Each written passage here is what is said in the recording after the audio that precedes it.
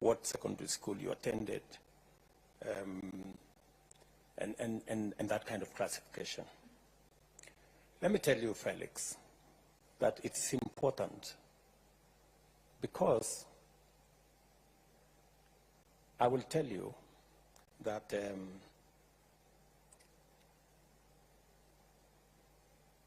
any student who attends a national school has 85% chance of joining a university. In other words, I'm telling you that 85% of all students who go to a national school go to university.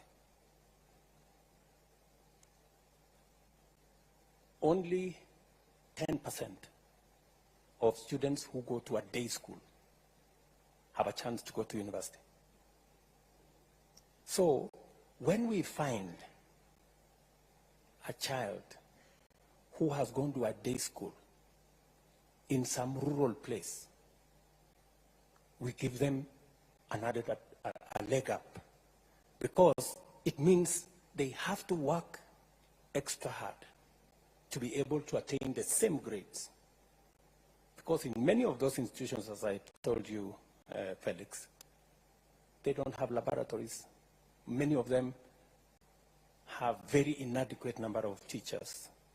And that is the real problem. So some of these parameters may look small, but they mean a lot in terms of the students.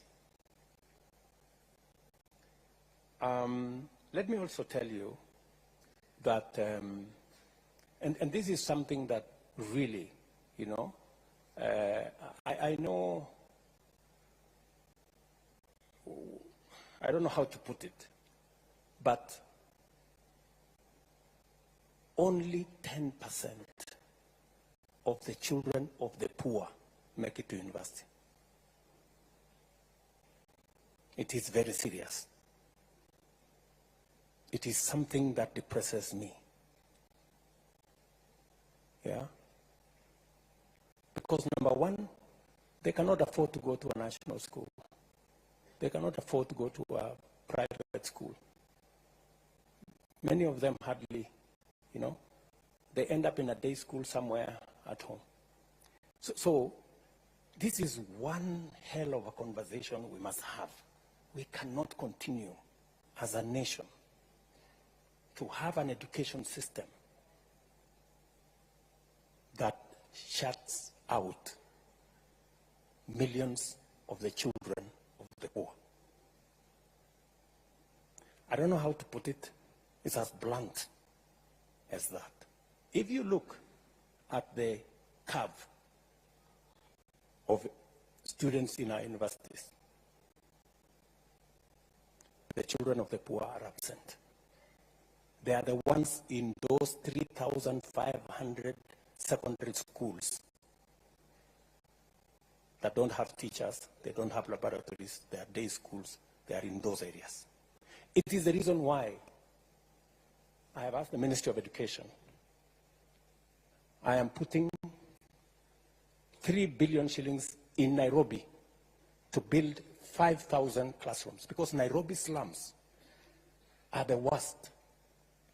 Those are the children of the poor. They never go to school, and they are in the city here. P.S., you know that. I've discussed this with the governor of Nairobi.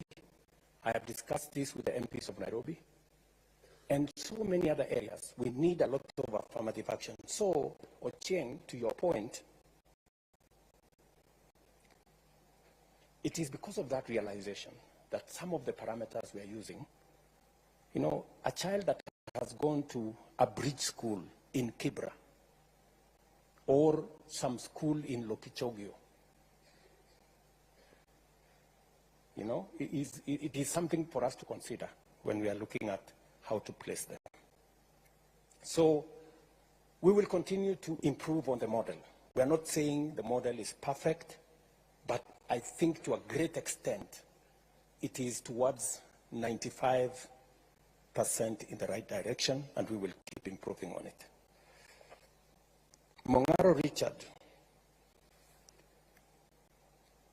you have told me that by the end of your fourth year, your loan will be something like 240,000, right? And you're asking me what will the new guys, what will be their loan after 4 years? It's going to depend on the course that they are pursuing. Let me tell you, Richard, you know, we have to be brutally honest with ourselves. The old model, the differentiated unit model, assumed that all courses were the same, and a course in medicine costs the same as another course in a different subject. The reality is that it is not. University chancellors are here, vice chancellors are here. I don't know whether university vice chancellors are here. Who is willing to tell us that there is a difference? Yeah? Yeah, they are here. There is a difference. And this model recognizes, this new model recognizes that a course in medicine costs 600,000 to train. A course in education costs 180,000 to train. And therefore, for a student doing medicine, government of Kenya gives more for the student doing medicine as a percentage, because it costs more to train that student. And if we don't give more to train that student, we will end up with a student who is, with a graduate who is half-baked, because we didn't give them the resources to train the student correctly. That is the difference between this model and the other one.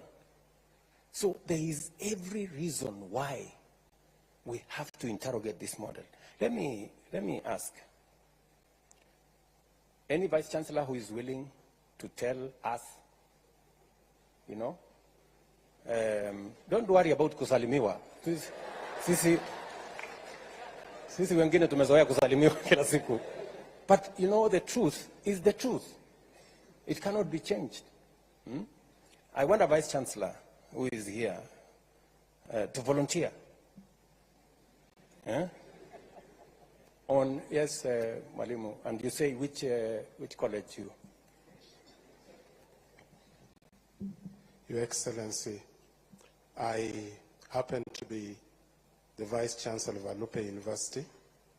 Also previously a member of the Presidential Working Party on Education Reform, and a member of the party that recommended this model. And we agreed, which you know, let's listen. You know, we are intellectuals. Yeah. You know, and intellectuals, you listen to reason. Yeah. You know, we are not a mob.